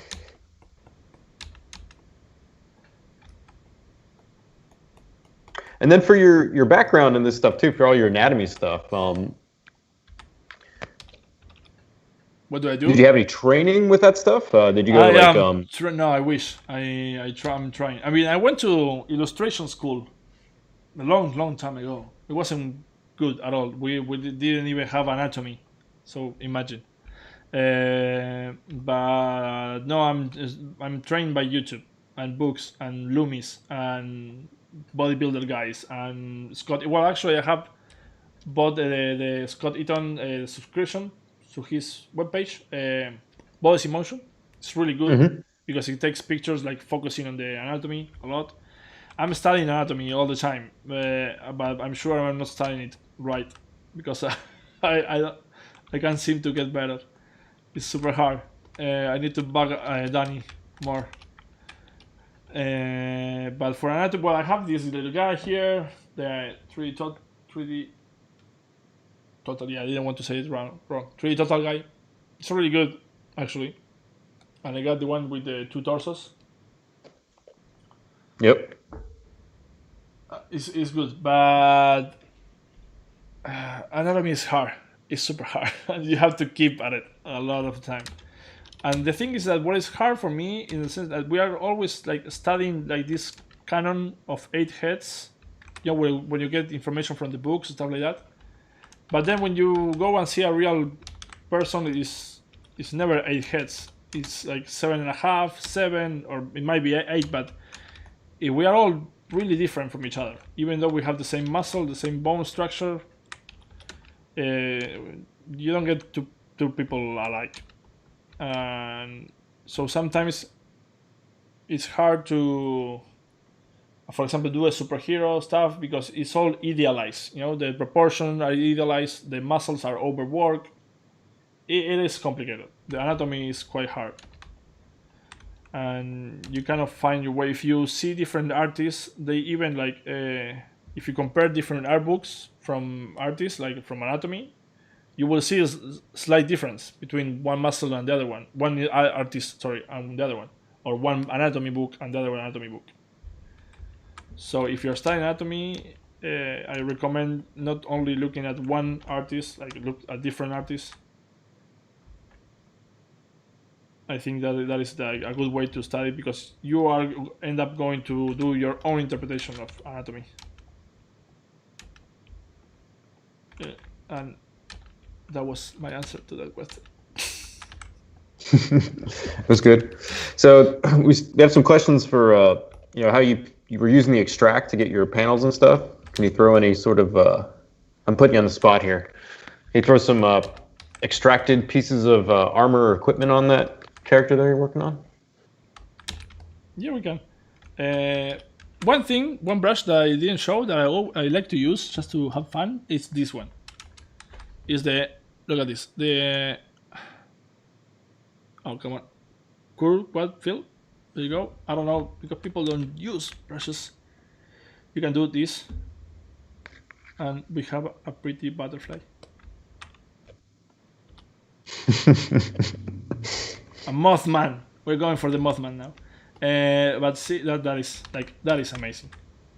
That's super easy. Like, you can create a shape super easy. Let's see. Let's do something a little bit more maybe. This is a super, like, it's really, I mean, come on. Oops. Okay, I'm doing something. You reached the extent. Yeah, there you go. Yeah, there we go. Yeah, I was too small. You can get the shapes super easy. It's going to depend on the size. The depth is going to depend on the size of the brush. So you can do that. And you just got split mask it, and there you go.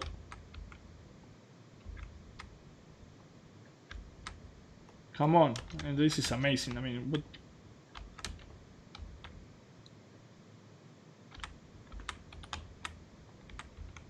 and for that, it's like the snake hook. The snake hook is really useful, like for moving parts, like crazy, stretching the volumes, the polygons in a crazy way. Now it's just ready to get filled with feathers. Yeah, that's some feathers, right? It's going to take me like 8 weeks to finish it. No, that was a crazy. So you got a little over 10 minutes left. Really? Oh. Yeah. Okay. So I don't know. What should we do? Let me. Any questions? Anything that I don't know? You tell me, Joseph. I'm all ears. So I guess if you can show the extract thing again. Yeah, sorry. Panels. Yeah, I'd do that. I totally. Well, I use the mask. Well, let me show it from because this I have it here, but tools. Let's show it from here, right? It's just here. The extract is the best. Like, you can mask something, leave it masked there. You go to extract. Here you can give it the thickness. Now you press extract, you're going to get the shape.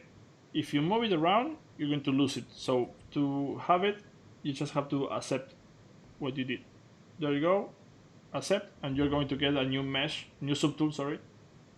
See, with the extract one, and it's going to be all poly loop.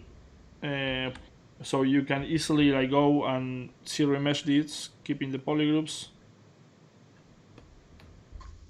to get a cleaner mesh. See, that is amazing. And now we have one thing that you don't have to forget is that the mask is going to be still on your base model. So just remember to clean the mask off. And now you have like some shoulder pads.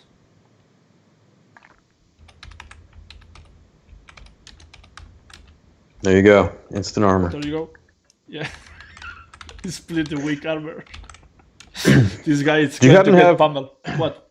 Do you happen to have any of your Wolverine models accessible to load up one of their ZTL files? Oh, If you I don't, have that's to check fine. We it. just had No, a. I'm thinking. I will have to check. Let me check. Let's see. Maybe we can hide it while I'm looking. Somebody's asking, or you're asking? Yeah, so we had two people asking.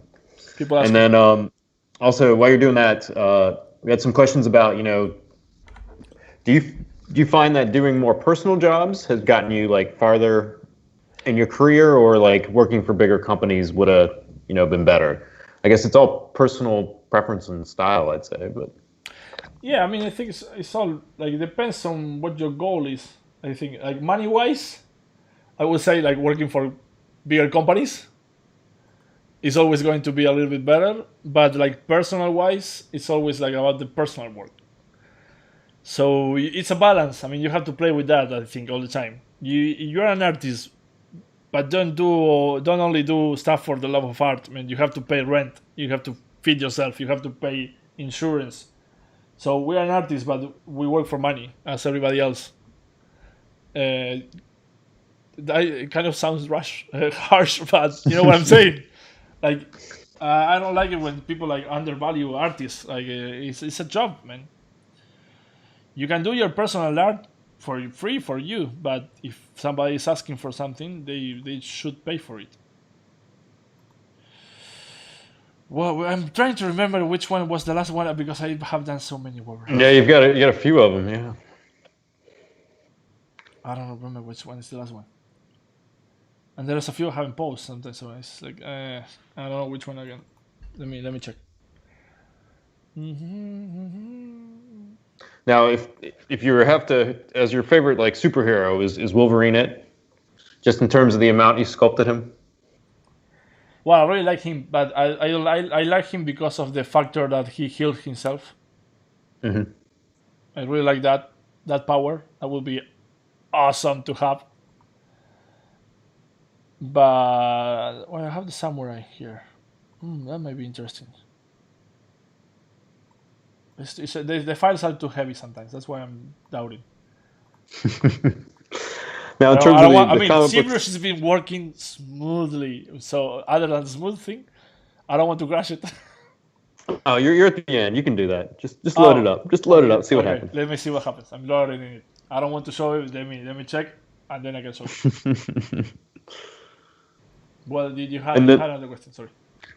yeah, and then for growing up too, you're a child of the '80s and '90s as well. Did you read all the X-Men comics growing up and things like Of that? of course, yes, yes. Actually, I think the first story I read was Days of the Future Past. Mm-hmm. So that was like insane. Like reading that one as the first story, yeah, I didn't understand anything that was going on. Like Wolverine gets shot and gets killed like in the I don't know 4th page by a sentinel. I'm like, what the hell is going on here? Yeah, but it was super like deep and good. And yeah, I read a lot of X Men, a lot of Batman. We got a comic back there in Argentina called El Cazador, and it's this guy. It's like this is still loading. That's why I haven't. It's super heavy. It's called El Cazador, and it's about this guy that is like an immortal, but he's a complete brute. He trashes and destroys the city every time he tries to save it. It's a mess, but I used to love it because it was like for bigger boys, you can say. I used to read it when I was 10, and this guy is always cursing and having fun, with women and stuff like that. And I used to read that at age 10. That couldn't be good. Like, but yeah, I used to read a lot of comics, like Batman as well, like everything. Yeah, I used to get my hands on that. I used to draw a lot, like and copy the everything. I'm really bad at drawing these days. I'm sure I was bad at drawing those days too, but as depends on the age. If you are 12, 13 and you're drawing and you think what you're drawing is super cool, so but for the age I was drawing, I think I was doing quite good. Uh, but I have nothing to prove it because my mother threw all my drawings away. So you have to trust me. So another question for you while that's loading up. How many like freelance gigs are you usually working on at a time? Like in a period of a week, do you usually just have like one at a time, or do you like work on multiple projects at once? I usually work on multiple projects at once, not the same day, maybe the same day sometime, but because I find out that if I am looking at the same model like all the time, I end up getting tired of it, and I might call it done when it's not really done.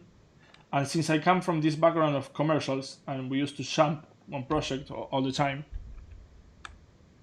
I kind of got used to that, like working on different stuff. See, well, here is our brain. But actually, I think I didn't post. Yeah, that was awesome. Oh, thanks, man. Everything here is made with all the hard surface. It's just like here, similar. And this is a brush. Actually, I made a brush. That is because I was going to do quite a few, and they needed to be a little bit thicker, like it will be, because it's going to be printed. I don't want this to break. So I did a brush that is called just wire, to connect everything here. It was easy to do. And there's a lot of geo here because it's one of the I could send in to print. So I usually don't decimate it. I leave that to the printing guys, the people. And then for your posing and stuff too, do you usually pose it first and then work on the model from there, or do you end up detailing it some or sculpting some and then posing later on? Depends on the project, but what I usually do is at least I get the general proportions in T pose or A pose. A pose actually, not T. T is this, and you have to. It's more for rigging, but lately it's all more like A pose. You can say it's more relaxed. Usually work that to get the proportions, like the 8 heads, 8.5 heads proportion, and then when I'm happy with that and the overall like anatomy, like no details, but the volumes, then I pose it and just start working on the pose from there. It depends on the project, because some projects I have started from the pose basically with a very very basic model, like base model, just like quads, polygons, no definition of the face or stuff like that, but the proportions.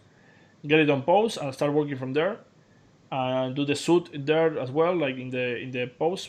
But again, it's going to depend on the project. They are not all the same. Mm-hmm. And it's also like maybe I might be doing 2 or 3 projects at the same time. I might be like starting one in T pose, one in dynamic pose, and the other one like fully A pose, a little bit all the way there, and then because I don't know, it might be a museum pose or something like this guy, for example. It should be quite easy to do in A pose, and then just pose it a little bit, and then just work the muscles around that with the different shapes, with the different posture that she has, and that's it. I mean, it's all project dependent, you can say. But I don't have anybody like telling me how to do the project, how to. As long as the final result is they're happy with that, they don't care how you do it. That goes for all of them, like companies and private clients. As long as the image or the final model is how they like it, they don't care how you did it or how long it took, as long as you don't take like a year, Yeah. And then for this model here, about how long was your time frame on this? Around a month. Yeah, around a month, a month and a half, maybe.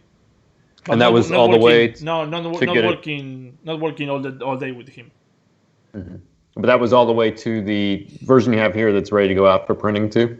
Yeah. Yeah, something like that. And I'm seeing all the mistakes right now. Like I haven't it open in like a year, and now I have it open. I want to shoot myself. But that's a good thing about studying anatomy. This means that I learned something. Yes, exactly. No, it still looks great. It's a great Yeah, piece. thanks, but yeah, no, I wanna. That's the hard part about the doing the something that is going to end up in stone. You can say because it's a kind of type of stone forever until they all broke. They all break. I don't know. This is going to be like this. So all the mistakes you make are going to be printed and are going to be there and are going to be judged by a lot of collectors. They like to judge these things like crazy. Yeah, and that's what it is. You have to take it and accept it and move on and try to do better for the next one. So one more question for you, and then we're about at the end of our time here. So when you're doing the stuff like this too, do you use layers a lot in your workflows? I know you went into the layers for enhancing the details, but do you use them during your sculpting process as well? Yeah, I do. Sometimes I do. When, for example, for the veins, when there is something that I'm laying out, and I want to try something, and I'm not sure, I like to use layers. But it's super useful. I mean, layers allows you to work on top of stuff. So it's I really recommend. If you haven't got into that, I really recommend it. And I work a lot on. I mean, I start a lot with DynaMesh, but I end up doing all the time like remeshing and working with subdivisions. I really like subdivisions because it allows you to do the transpose master easier, to fix the volumes faster. It's really useful.